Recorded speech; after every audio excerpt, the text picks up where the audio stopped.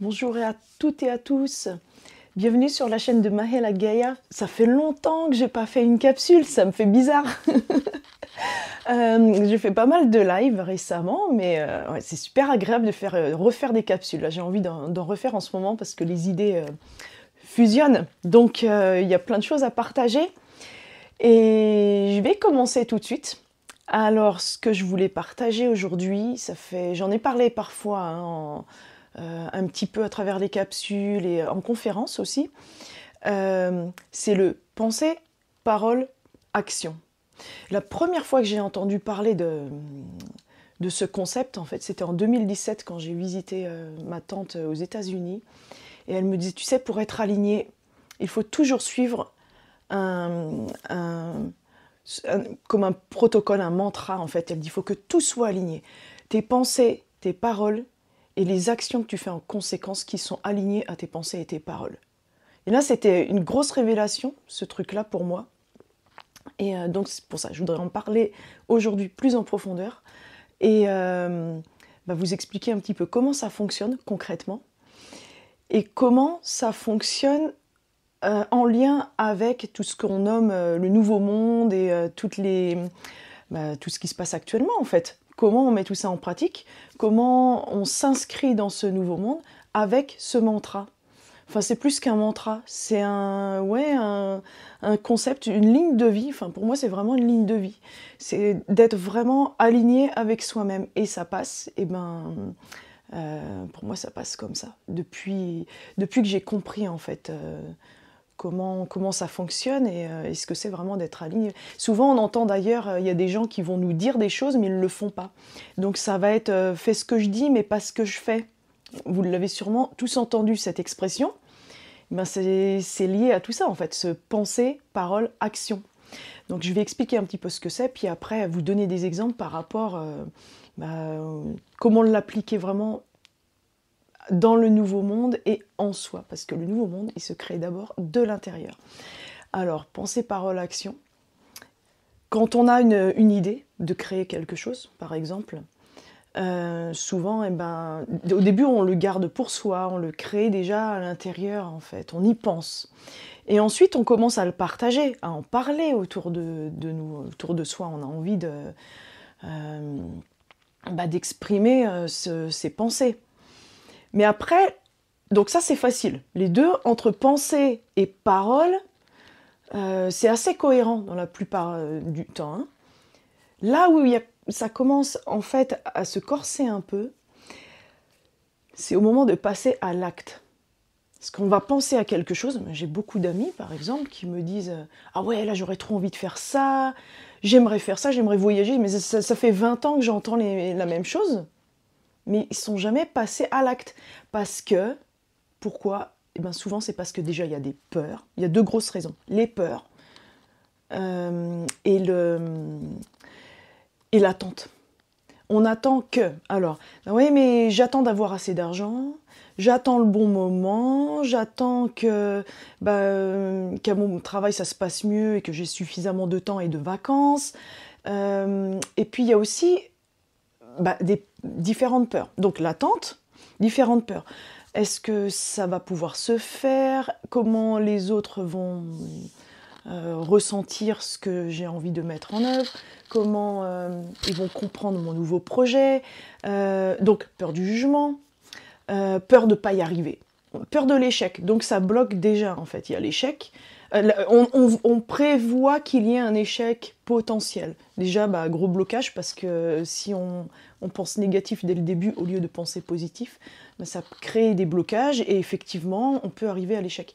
Et il y a une tellement grande peur de l'échec que ça bloque, évidemment, on se dit mais ouais, autant se sauver la face en fait, plutôt que de se planter, alors que souvent il n'y a pas de vrai échec, parce que si on se trompe ou qu'il y a peut-être une erreur, enfin soi-disant une erreur, c'est pas une vraie erreur, parce qu'en réalité il n'y a pas d'erreur, il y a seulement des apprentissages. Donc je vais boire un peu.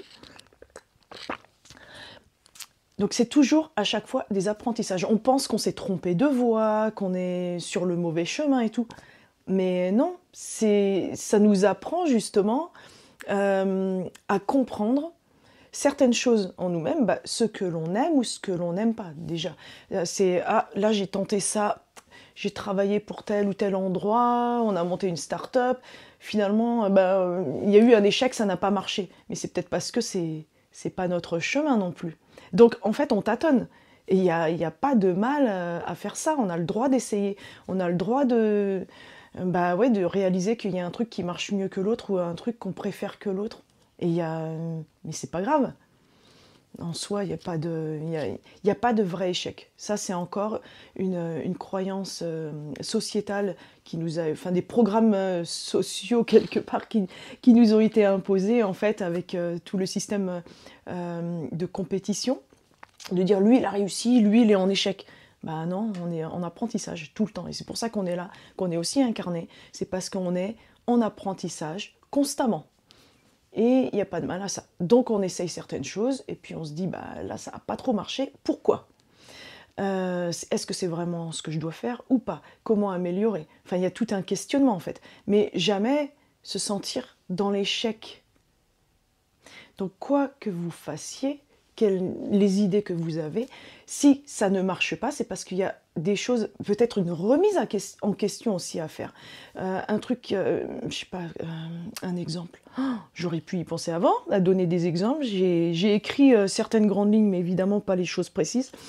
Je vais donner un exemple, comment ça s'est passé pour moi. Alors au début, quand j'ai voulu faire des soins, c'était pas les soins énergétiques, puis j'aime plus le mot soin, c'est plutôt un accompagnement en fait, aider les gens, accompagner les gens à faire des prises de conscience et à prendre conscience de certaines choses qui existent en eux. En gros, c'est ça, je dirais maintenant, soins énergétiques, c'est plutôt ça, accompagnement de conscientisation.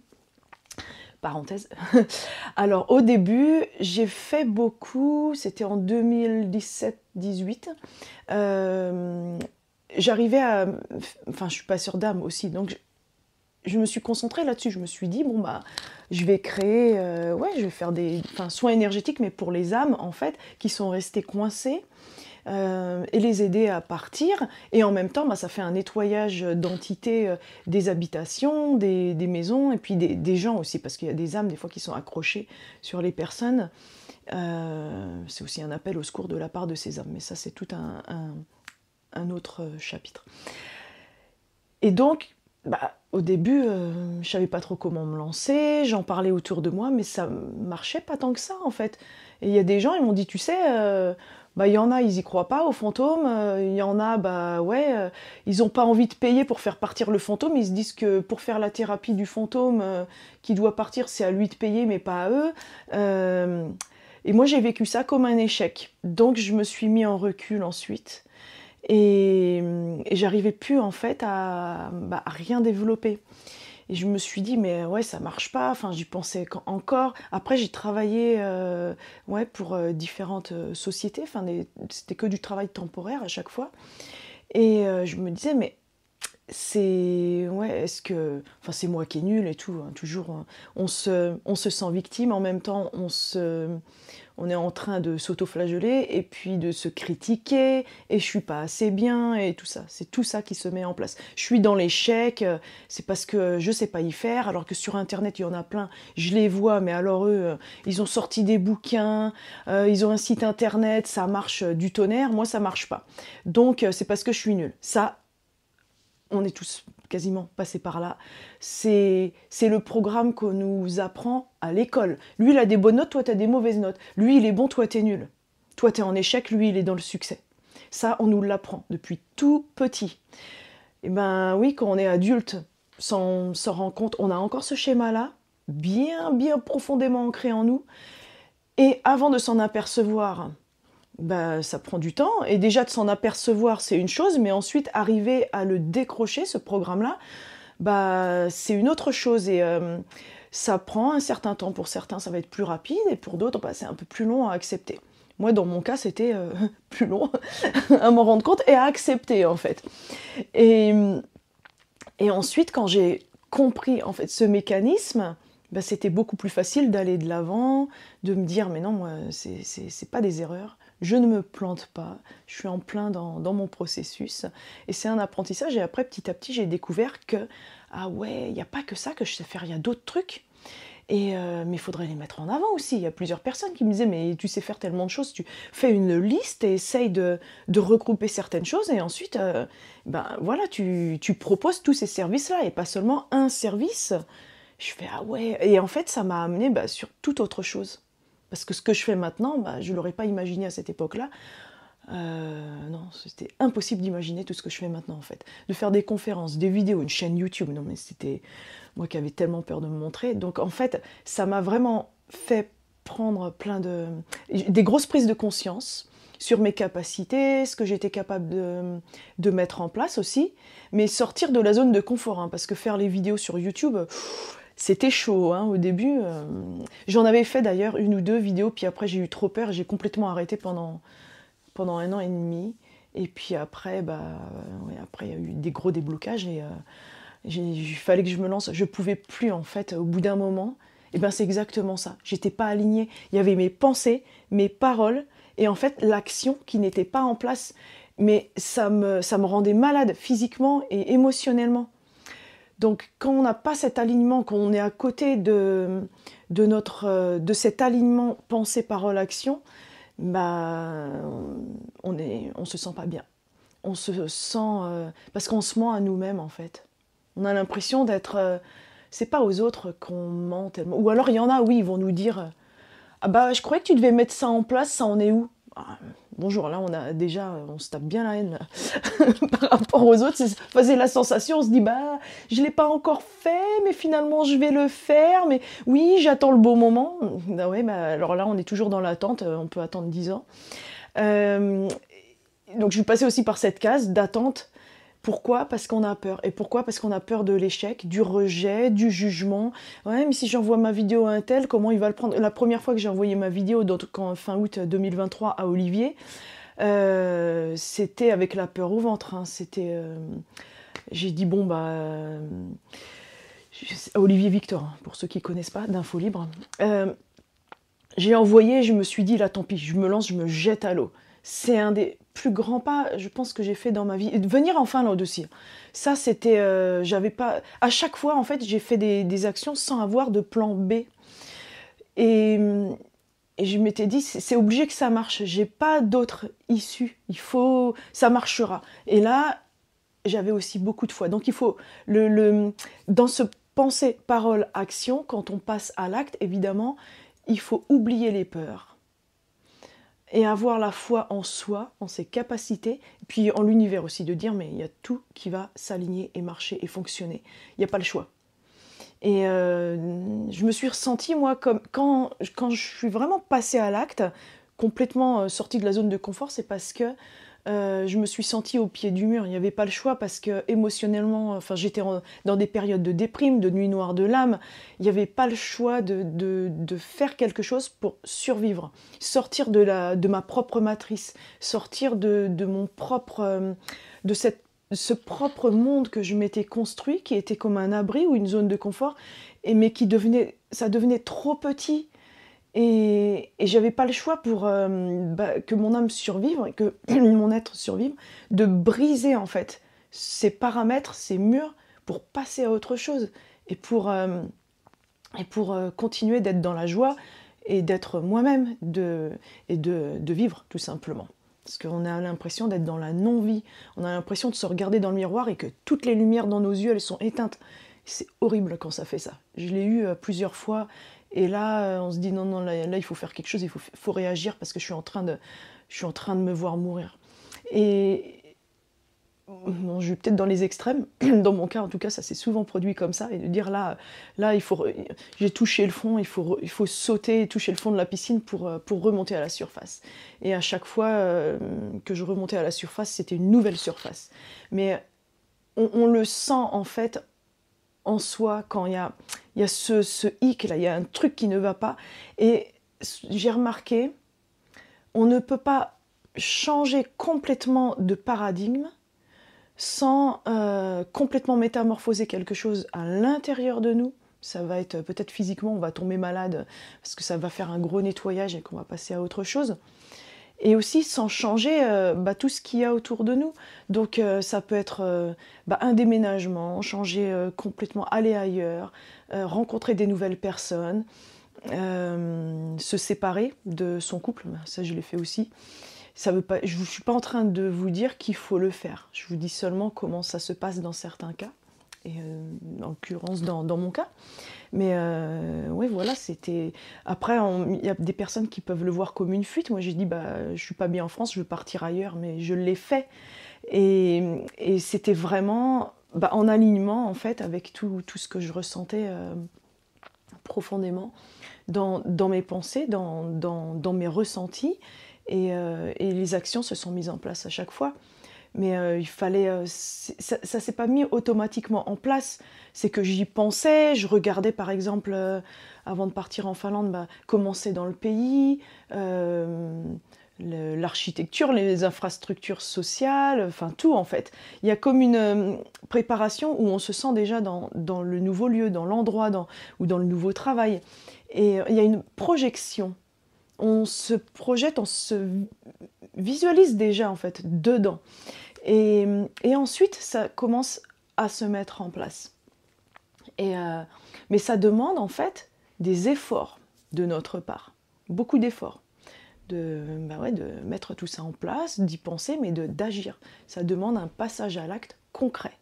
Et quand on commence à changer, à mettre tout ça en place, ce qui se passe très souvent, c'est il y a d'autres choses qu'on commence à ne plus avoir envie. On dit mais ça j'en ai plus envie. On commence à rejeter des choses, pas parce qu'on le prévoit, on va pas se dire alors je vais passer à l'acte, il faut que je jette ça je garde. Non, ça se fait automatiquement.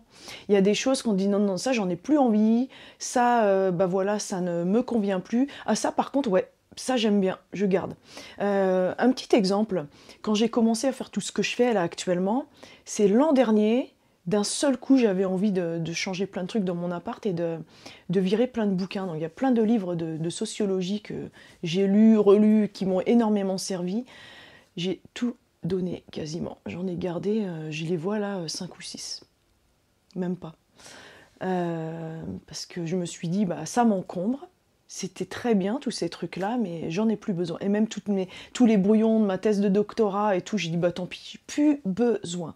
J'ai seulement ma thèse en bouquin et rien d'autre. Et ça soulage, et ça fait du bien. Et c'est pas que je me suis dit, je change de vie, ça y est, je jette tout, et voilà. On peut le faire aussi, hein, mais il n'y a pas besoin d'être dans autant de violence, on peut le faire avec plus de douceur. Mais certains, ouais, je sais qu'ils disent, ouais, ça y est, j'en ai marre, je vire tout, et je donne tout, je prends ma valise, je pars ailleurs, et on commence une nouvelle vie. Ou alors même sans changer d'endroit, mais de dire, ça y est, je quitte mon job et je commence un nouveau travail. Ça peut être dans plein de domaines. Ou alors, je sais pas, ça peut être de changer de look, ou de se dire mais là ça suffit, dans l'entourage il y a des personnes toxiques, je me débarrasse de tout ça, ou je coupe certains liens, certaines relations. Il n'y a pas besoin d'avoir des méga gros projets, hein, comme je vous ai décrit. Ça peut être des petites choses. Chaque petite chose sera de toute façon pour vous une avancée sur le plan de l'âme, quel que ça soit. Il y a des personnes, je sais pas, ça peut être de dire, voilà, je voulais pas te créer de famille, et puis tout d'un coup, on rencontre la personne de sa vie, on a envie de créer une famille. Ça peut être des grands changements comme ça. On en parle, et puis voilà, on n'a pas toujours les moyens de passer à l'acte. Enfin, il n'y a pas toujours dans le cas de fonder une famille, il faut que le partenaire, quelqu'un vraiment qu'on aime, se présente. Et voilà, ensuite, on peut créer cette famille. Mais là, c'est plus dur de passer à l'acte, mais on peut le faire en visualisant vraiment, en ressentant les enfants, en ressentant la personne que l'on va aimer, en ressentant que, voilà, on a pratiquement, il y en a, ils achètent une plus grande voiture parce qu'ils se disent bientôt on sera 3 ou 4 dedans. On peut déjà visualiser de cette manière-là. Et après, suivant les chemins d'âme, il se passe ce qui se passera. La famille viendra. On dit souvent, alors c'est quoi déjà l'expression? Faut pas mettre la charrue avant les bœufs. moi je dis qu'il faut préparer la charrue même si les bœufs ils sont pas là. Et que les bœufs, eh bien, ils viendront.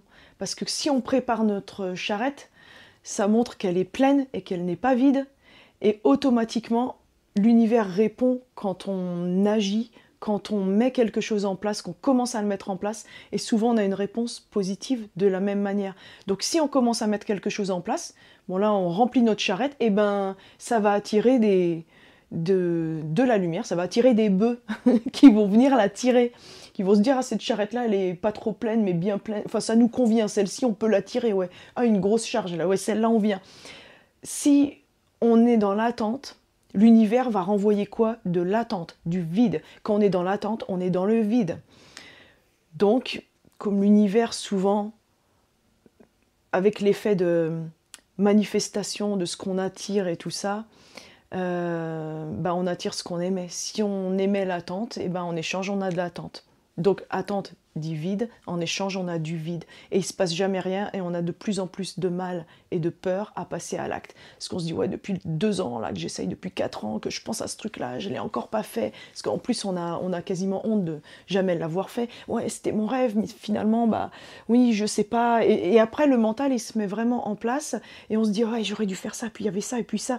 Et puis, en fait, on est envahi par tout plein d'idées, ça fait une cacophonie, et on ne retrouve plus du tout l'alignement central du départ qui était, ok, j'ai cette pensée-là, j'ai cette idée-là, et on la met en action. Parce que oui, pour mettre tout ça en place, il faut y aller sans trop réfléchir. Moi, toutes les décisions que j'ai prises, c'était pas sur des coups de tête, parce que ça, c'est aussi le mental émotionnel, souvent, hein, quand on dit « ouais, j'en ai marre, je claque tout ». Il y a aussi les coups de tête qui sont liés au mental émotionnel. C'est pas dans le ressenti cœur, souvent, hein, c'est sur la colère, mais pas la saine colère qui va dire « c'est bon, là, ça suffit, on va aligner ce truc-là, on va changer ça ». Non, il y a 2 types, en fait, de colère et de mettre les choses en place. Quand on le fait vraiment avec une explosion qui est démesurée, on n'est plus centré, on est complètement sorti en fait de ce centrage. Si on est complètement énervé, et puis que, je sais pas, on casse tout chez soi, et puis qu'on est en train on part ailleurs, et puis après on se dit, zut, qu'est-ce que j'ai fait là? Il y a une explosion, un éloignement, et ensuite quand on revient et qu'il y a comme un réveil, on se dit, oh là là, qu'est-ce qui s'est passé?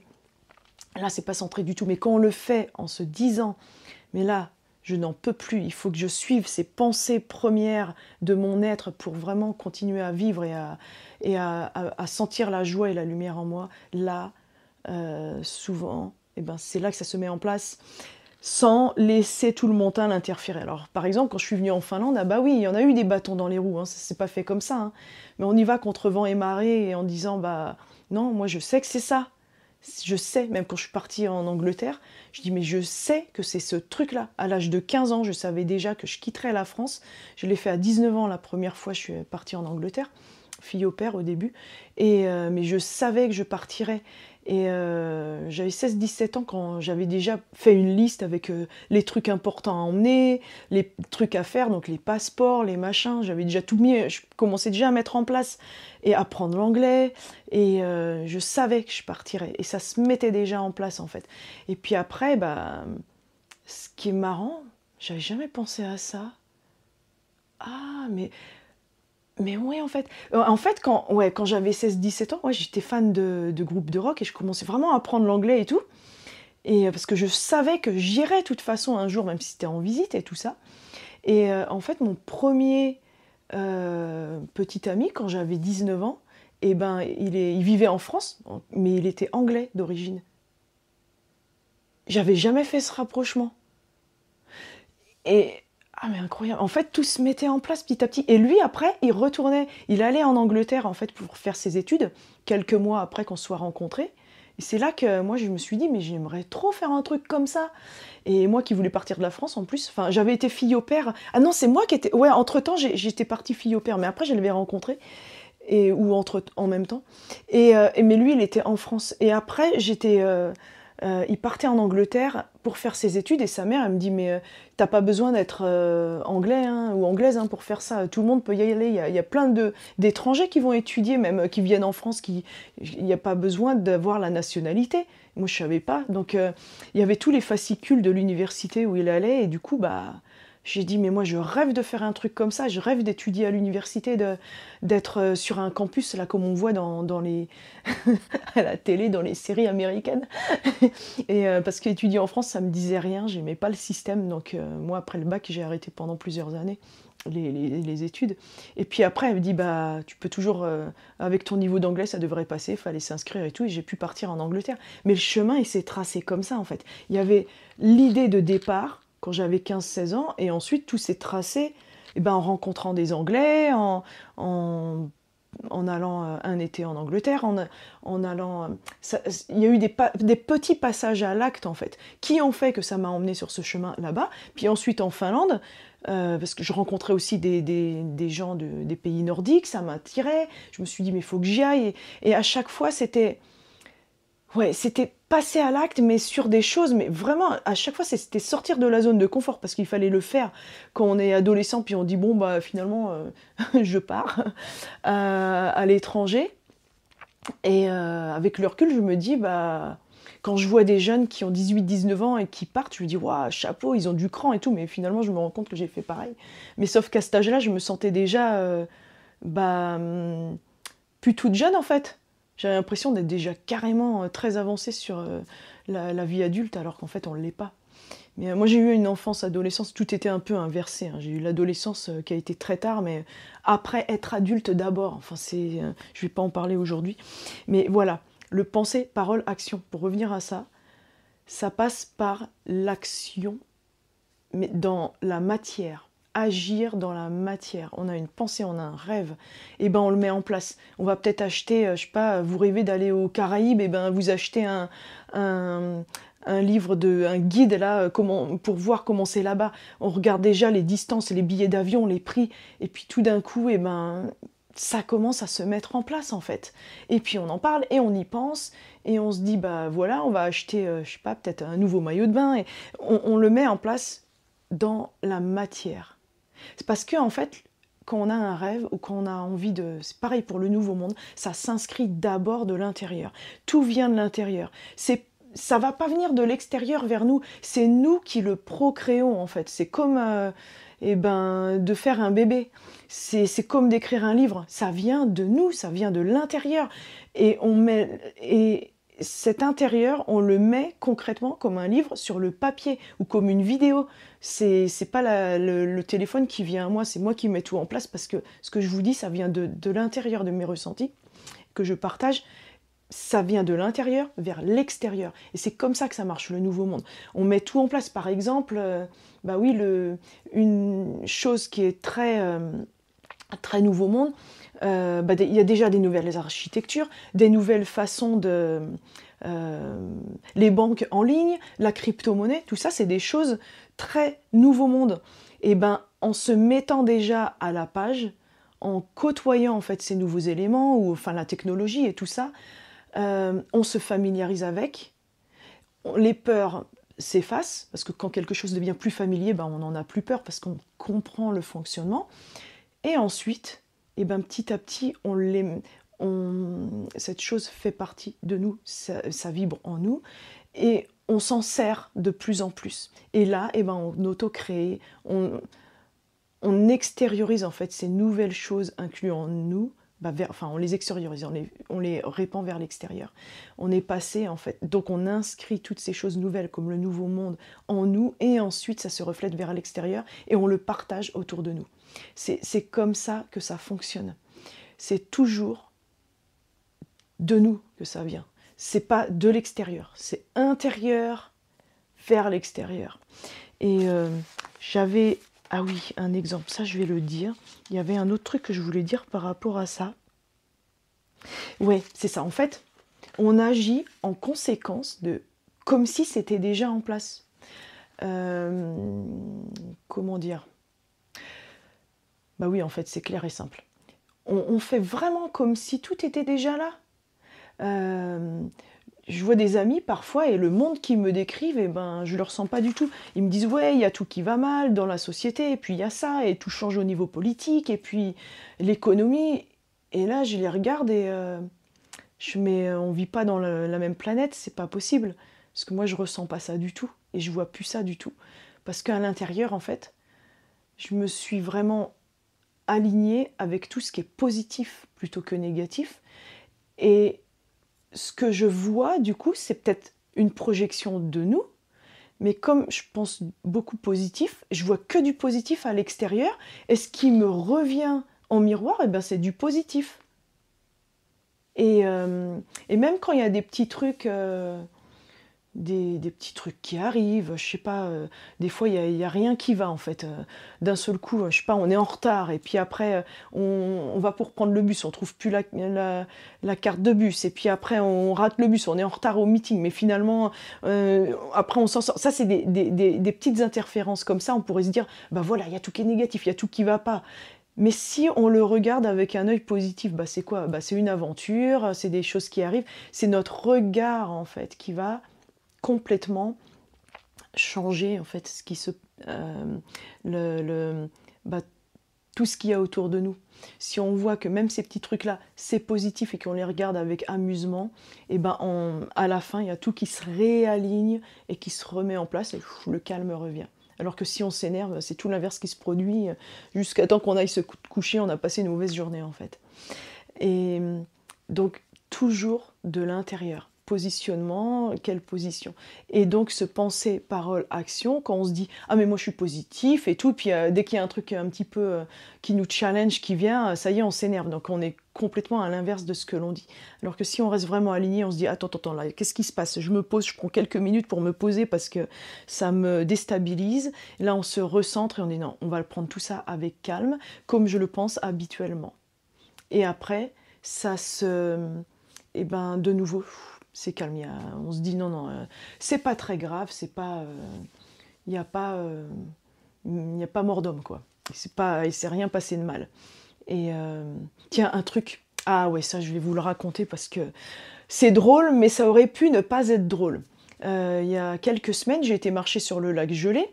Et il y a une petite île en fait éloignée, c'est je crois près d'un kilomètre du bord. Parce qu'on peut vraiment marcher sur toute l'étendue du lac. Et puis il y a une petite île, en fait c'est seulement des rochers qui ressortent. C'est pas une vraie île, mais on voit il y a plein de rochers qui remontent. Il doit y avoir un endroit ouais, où ça remonte, ça fait comme une mini-île. Et enfin c'est que des rochers, mais ils sont bas en fait. Il y a la glace autour. Et il y avait la glace recouverte de neige. Et comme cette année on a un hiver plutôt doux, autour de zéro et tout, donc ça gèle pas à fond. Et moi, bah, en plus, j'étais en train de, j'étais en train d'écouter, enfin, ou filmer, ou je sais plus, de prendre des photos. Alors le téléphone en main, puis je dis ah il y a un petit truc de neige, je vais aller me poser là sur un rocher. Il y a un petit tas de neige. Je marche sur la neige, près des rochers. Le truc erreur de débutant. Normalement, faut pas vraiment le faire, mais quand il fait bien froid, on peut.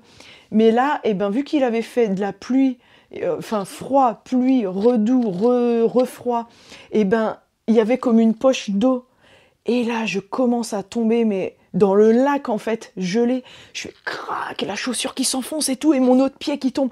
Et là, je fais non, c'est pas possible et tout. Et réflexe, je me suis allongée donc pour sortir du trou. Alors, heureusement qu'il y avait un rocher, parce que sinon, j'aurais pu m'enfoncer tout le corps. Enfin, je sais pas, je préfère pas y penser. Et là, je m'étais dit, ma première réaction, c'était, j'ai même pas eu peur, en fait. Et je crois que j'ai dit, putain, bah merde alors. Un truc comme ça. Je fais mon téléphone, il est éclaboussé. C'était la première réflexion que j'ai même pas pensé au reste. Donc j'ai essuyé le téléphone, je fais c'est bon, il est pas mouillé et tout, il marche encore.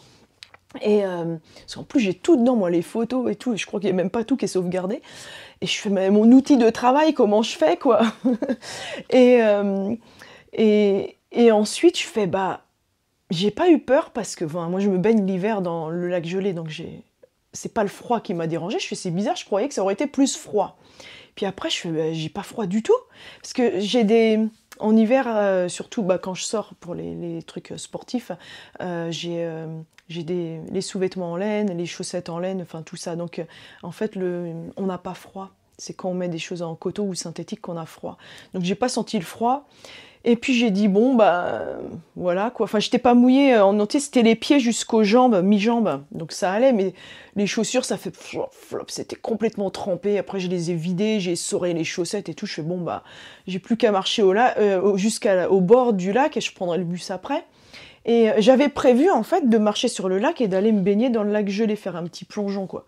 Puis je fais bah non là je peux pas le faire, je suis déjà trempée. Puis en fait j'arrive près du sauna et tout. Je fais bah j'ai pas froid. Je suis allée au point où j'en suis, et ben tant pis, j'y vais quoi. Donc j'ai été me baigner, après je suis rentrée, j'ai pris le bus, même pas froid quoi. Mais le truc alors, j'aurais pu vraiment le prendre mal. Je vous raconte cette histoire parce que en fait je l'ai pris à la rigolade, sans aucune peur. Et quand ça s'est passé, mais je sais pas, j'étais complètement sereine. Et là ça me surprend, parce que je pensais pas en fait. Ouais, peut-être que si j'avais été toute mouillée, ça aurait été différent. Mais en l'occurrence, je l'ai pas été. Et ma réaction, j'ai été surprise par ma propre réaction de calme et d'amusement et de dire bon bah voilà c'est l'aventure quoi. Et je crois que j'avais envoyé un message à des amis mais j'étais en rigolant, j'étais morte de rire. Et ça, mais ça me choque de ma propre réaction parce que bah, dans ces moments-là on sait jamais comment on va réagir. Hein. Mais ouais vous voyez quand à force de se dire bah ouais moi je suis quand même calme et tout, finalement je l'ai vu dans l'action là parce que là c'était un gros test et j'ai été surprise de ma réaction. Et pareil il y a 2-3 jours là j'ai perdu ma carte de bus, bon, elle était dans ma poche, elle est tombée et puis je vais prendre le bus et je suis ah ça y est j'ai plus la carte et tout. Et puis la réaction c'était je suis bah tant pis hein, c'est pas non plus un gros truc, il y a pas tant d'argent dessus et voilà, mais il y aurait quelques années je l'aurais mal pris. Donc là, j'ai eu des tests comme ça cette année et on se rend compte qu'en fait, on change tellement de l'intérieur que ça se reflète à l'extérieur, mais aussi dans nos propres réactions. Et, euh, et voilà, c'est par rapport au projet que vous avez et se dire, bah, le nouveau monde, c'est quand qu'il vient, parce qu'on voit qu'il y a encore des trucs qui vont pas. Et ben, il vient de l'intérieur. Il vient de dedans. Mais complètement dedans, on le construit dedans. On peut visualiser, on peut... Et surtout, il faut être patient parce que, ouais, il y a des choses qui se produisent très vite, il y en a, c'est plus long. Et il y a des choses... Et pourquoi c'est plus long des fois? Et pourquoi il y a peut-être de l'échec? C'est parce il y a des choses à conscientiser, il y a peut-être des choses qui vous font encore mal, il y a encore des peurs, des programmes inconscients. Il y a tout ça bah, à revisiter, à changer, à conscientiser, à guérir, à nettoyer. Et c'est pour ça que c'est pas un mal de faire un accompagnement énergétique pour essayer des fois de démêler tout ce méli-mélo si on sent qu'il y a des choses qui ne vont pas. Et on n'a pas besoin d'être tout seul tout le temps sur le chemin. Ça aussi, on nous dit... on suffit à nous-mêmes. Mais oui, mais on a le droit d'être aussi accompagné, mais sans être dépendant des autres. Il y a aussi une nuance à ce niveau-là. Il y a un exemple aussi que je voulais vous donner par rapport à ça. J'ai lu un livre qui s'appelle Neville, donc Neville en français, c'est l'auteur. Il n'y a que ce prénom-là. Et ça date des années 50, ce livre. Et ça s'appelle, je crois que c'est Pouvoir de la manifestation. C'est peut-être ça en français, mais je ne sais pas. Moi, je l'ai en anglais. The Power of Awareness. Et il y a un exemple qui m'avait vraiment marqué. Moi, je l'ai lu il y a une dizaine d'années, ce livre. L'exemple, c'était, il y avait un jeune, je crois que c'est son père qui travaillait pour une compagnie et le père avait été viré, donc dans les années 40 ou 50. Et ensuite, il n'y avait plus d'argent, il y a eu banqueroute donc, dans la famille, donc il ne pouvait plus continuer ses études. Il est revenu à la maison et il passait tous les jours, enfin avec son père, ils avaient commencé une petite entreprise, enfin un petit business. Et tous les jours, il passait, c'était pas loin de l'ancien endroit où il travaillait. Tous les jours, quand il passait devant l'autre boutique, il s'arrêtait matin et soir, en allant et en revenant. Et il disait, mais ça sera à nous cet endroit-là un jour. Il avait 19 ans, je crois, ce jeune, 18-19 ans. Et il imaginait, il voyait le nom, on va dire, je sais pas, père et fils, enfin machin et fils ou un truc comme ça, comme des fois on écrit sur les boutiques, on les voit dans les films américains. Donc ça appartient, voilà, avec leur nom, ils voyaient vraiment leur nom. Et ils se voyaient dedans, ils visualisaient comment travailler à cet endroit-là, créer leur propre affaire. Puis sa mère, il n'y a qu'à sa mère qui en parlait, puis elle disait, bon, on va le laisser rêver, il est jeune. Hein. mais elle pensait que c'était un peu farfelu. Et il a fait ça pendant 2 ans. Et au bout de 2 ans, il y a eu des changements et la boutique où il imaginait son nom, enfin le business qui grandissait, ça a fait faillite.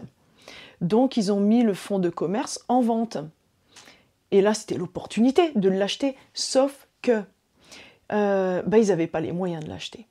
Et là, il s'est passé un truc inimaginable, c'est qu'il y a quelqu'un qui allait dans leur business, je sais pas, c'est pas décrit de quel genre d'affaires ils avaient, mais une personne en fait, un client qui allait dans les deux, en fait, il s'est dit mais toi et ton père, vous étiez tellement dévoués et vous travaillez dur et avec un super service client. Il a dit moi j'ai suffisamment de fonds, j'ai pas d'enfants et je voudrais vous offrir de quoi acheter ce fonds de commerce. Et ils ont pu l'acheter comme ça. Donc l'argent est venu mais de n'importe où en fait. Ils ont acheté ce fonds de commerce. Et ça a fait, ils ont développé en fait ensuite une affaire, une autre, et ça a fait boule de neige, et ça a vraiment, c'était un succès en fait, un grand succès. Et je vous raconte cette histoire parce que voilà, patience et persévérance, mais le passage à l'acte.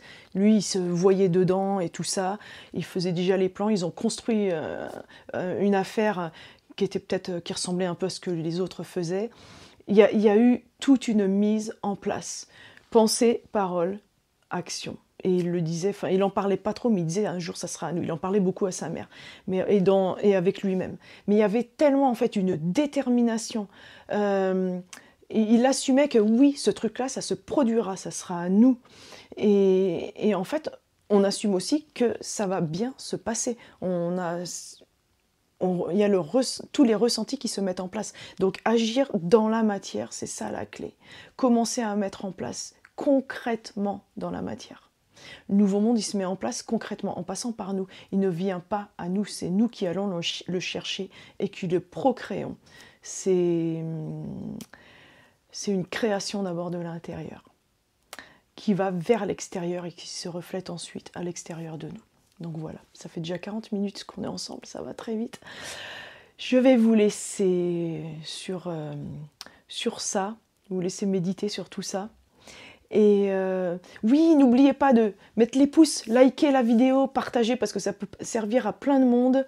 Si vous voulez soutenir aussi la chaîne, merci à tous ceux qui m'aident dans cette voie. J'ai mis les liens, il y a les liens soit en crypto, soit en mon lien PayPal ou email. Et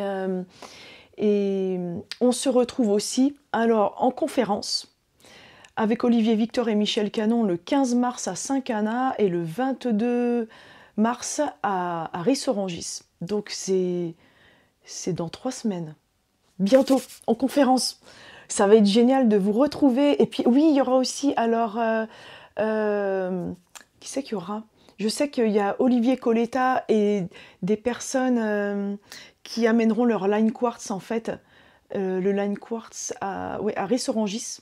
Olivier Coletta, je crois que Marie Vigneault aussi sera là. Et Marie Vigneault des Orgonites, qui fait les Orgonites, sera là aussi à Saint-Cana le 15 mars. Cécile Pagès, avec qui j'ai fait le live il y a une dizaine de jours. Il y aura 2 machines line quartz, donc qu'on pourra voir et tester. Et voilà. Donc bientôt, du concret, des conférences. Là, pour le coup, voilà, passage à l'acte du concret. C'est vraiment le plus important, quoi. Agir, agir, agir. Sans peur, sans crainte, sans peur du jugement. Voilà, vos idées, vous les propagez d'abord de vous-même vers l'extérieur. Et ça ira, et vous allez y arriver. Je vous embrasse tous, à très bientôt.